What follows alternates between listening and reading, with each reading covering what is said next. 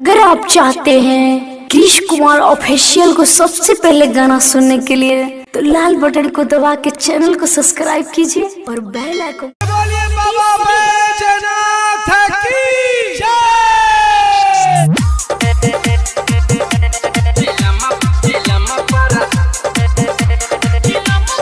Music by de Villiers.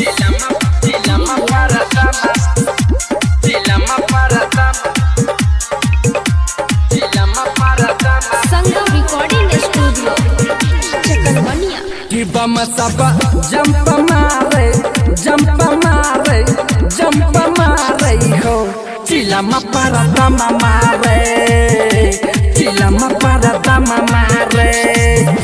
कि बम सब जंप मारे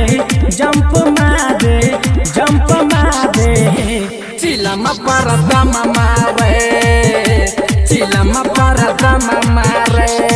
अगर आप चाहते हैं कृष कुमार ऑफिशियल को सबसे पहले गाना सुनने के लिए तो लाल बटन को दबा के चैनल को सब्सक्राइब कीजिए और बेल आइकन को दबाना ना भूलिए। Music by Devilliers. Recording by Durgesh ji. छौरी बमा देख के बम छौरा मा चले छै माने ए मोरा गौरा।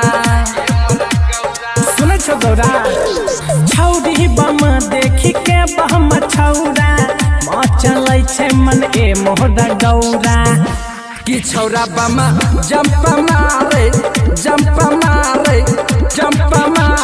हे चिलम पर दम मारे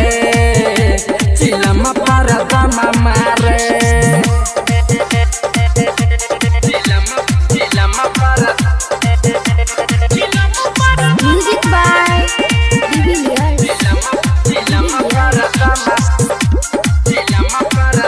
संगम रिकॉर्डिंग स्टूडियो चकलवनिया।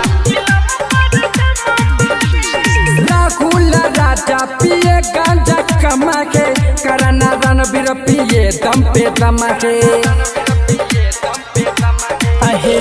संग हमारा रणबीर पिए गांजा कमा है करना रणबीर पिए दम पे दम है।